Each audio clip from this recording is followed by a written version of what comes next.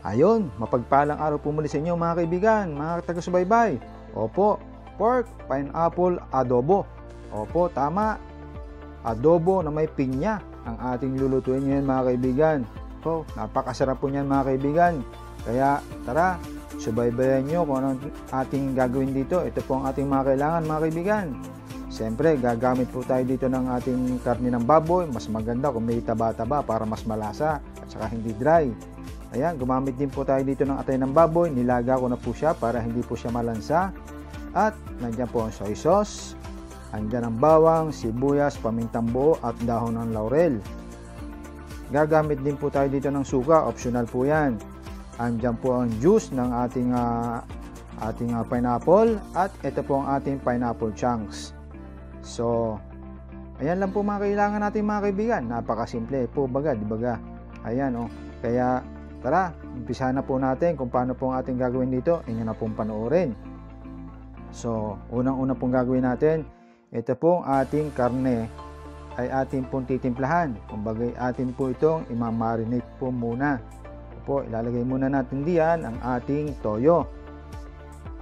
Tapos, ilalagay rin po natin dito ang ating pineapple juice. Yung pong juice na nasa loob ng ating pineapple chunks. Bali, 2 lata pong ginamit po ditong pineapple chunks para mas malasa.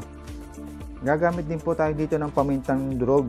Ayan, para naman po magkamera ng ibang sipa ng anghang ang ating adobo. Tapos lalagyan po natin siya ng konting bawang para mas lumasa sa laman. Binabad natin. At konting sibuyas. Ayan. Bale, hahaluin lang po natin itong mabuti. Ayan. Para magkasama-sama ang ating panimpla. Oh, kumusta po pala dyan sa mga taga San Donato? Shoutout po sa inyo lahat diyan. Ganun din sa mga taga Santa Clara dyan. Hello po sa inyo. Hello din po sa aking best friend Irene Mabilangan, talaga namang subaybay din yan, ang aking kumparin Dondon. Salamat sa inyo, sa inyong pagsubaybay ha, sa lahat po ng mga sumusubaybay sa akin, maraming salamat po. Hindi ko na po kayo maisa-isa dahil napakarami nyo, milyon kayo. Patuloy lang po kayo sa pagsubaybay sa akin. Ayan. So after po nating mahalo yan mga kaibigan, ito po ay atin pong ilalagay po muna sa ref o saan man, mga 1 oras. Ganun po, i-marinate po muna natin. So after po nating ma-marinate ang ating karne, ngayon po ay para po natin siyang ipiprito sa sarili niyang mantika. Ayun. Opo, para po mas maganda ang ating adobo, ipiprito po muna natin siya sa kanyang sariling mantika, kumbaga. Hindi na po natin lalagyan ng mantika yan. Yan po ay magmamantika ng sarili niya. Tama po. Yan, lagay lang po natin dyan. Kailangan po mainit na po ang ating kawali para po lumabas ang kanyang juice. After po lumabas ang kanyang juice, ay magmamantika po yan. Lalabas na po ang kanyang mantika. Ipiprito po natin diyan. Ayan. Tapos po niyan, yung ating pong babalik ta rin nang maluto po yung magpantay pagkakaluto. Ayan. Ayan, medyo akoy na yan, oh. Kita nyo, oh, mga kaibigan. Mapula-pula na po. Halin lang po natin mabuti para po magpantay-pantay pagkakapula niyan. Ayan. Okay na to. Pwede na po tayo dito mag-saute ng ating sibuyas at bawang. Lagyan lang po natin ng space sa gitna para makapaggisa po tayo ng ating bawang at sibuyas. Unahin ko na po dito ang ating bawang. Siyempre, mas bumabango po ang ating niluluto kung ating pong ginigisa po muna ang ating mga panimpla. Ayan. So after po natin magisa yan, susunod po natin dyan ang ating ang sibuyas. Napakasimple lang po nito mga kaibigan. Adobo na siyempre nilagyan po natin ng twist. Nakikita din naman po talaga ako nagluluto-luto din naman ng ganito na. Kaya lang, siyempre, share ko rin naman po yung aking style. Yung baga, how to cook. How I cook, baga. Ayun. Yung paano style ko ng pagluluto. Ganun. Tapos, lalagay na po natin dito ang ating pamintang buo at ang ating dahon ng laurel. Ayan. Tapos po niya, hahaluin lang po natin mabuti. Baga yung how I cook my adobo. Ayun. Marami naman pong style ng pagluluto ng adobo eh. Ito po, yung aking style. Baga. Ayan. After po nating mahalong mabuti yan, ilalagay po natin dito ang ating pong pinagbabaran kanina. Yung pinagmarinate po natin, ayan, ilalagay po natin diyan. Yung gagawin natin pinakasabaw. At yung pong pineapple, yung juice ng ating pineapple chunks. Bagay, dalawang tasa po ang aking yung una pinagbabaran, tapos po itong isa ilalagay na rin po natin dyan isang tasa pang juice. Ayan.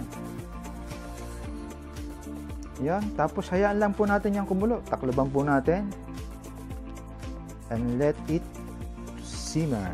Ayun. Ganun lang po mga kasimple mga kaibigan. Tapos last lang po natin ng mga 5 to 10 minutes bago saka po natin balikan yan. At ayan. Kakabango. Naaamin ko na mga kaibigan, no? Atin pong haluin na magpantay ang pagkakaluto ng ating karne. Ayan, no? Napaka mabango na talaga mga kaibigan, no? Yup.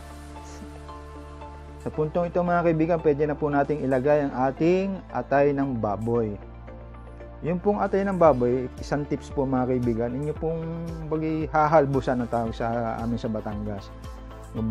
Pakukuluan nyo po muna para po naman lumabas yung dugo niya na hindi malansa, kumbaga. Ayan, pinakuluan ko po siya na may asin para na magkalasa din po naman yung atay. Ayan.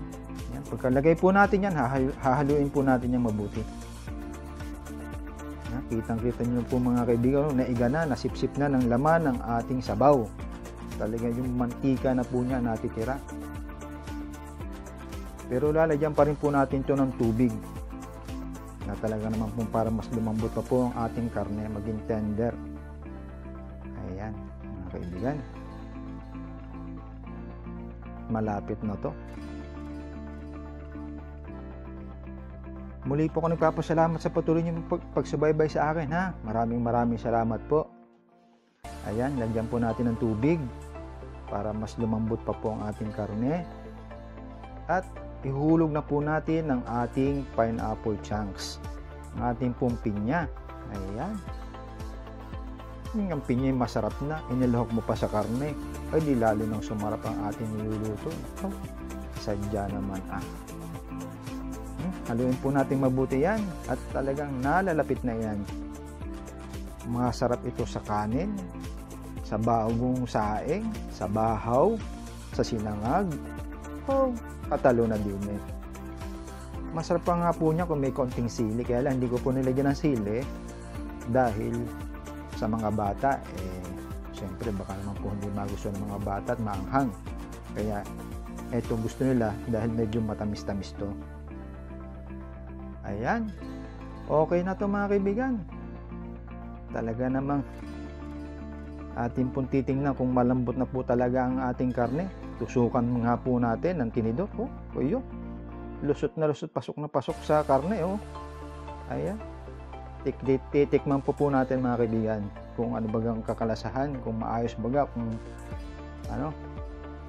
Ayos mga kaibigan. Handain na po natin ang ating plato at natin ang ating ayan, atin ang ipe-presentation mga kaibigan. Ayun, parang nasa restaurant Ayan. Talaga naman. Lagyan pa natin ang laman. Ayan. Bagay talaga pong napakasarap nito mga kaibigan sa kanin. Talaga naman mapapalabang kayo ng kain dito. Ayan, yung siling ayan. Pipisain nyo dyan sa tagiliran diyan. Tapos inyong i-daddy. Nako. Talaga naman. Lagyan pa natin ng konting sabaw yan mga kaibigan sa ibabaw. Toppings. At talagang katalo na. Oh, talaga. Honey, mga anak, parinin na. At talagang dadali na tayo din eh. Kain na po mga kaibigan. Maraming salamat po sa inyong lahat mga kaibigan, mga taga-subaybay, mga kabayan. Patuloy na po kayo sumabaybay kay Lucito Castillo.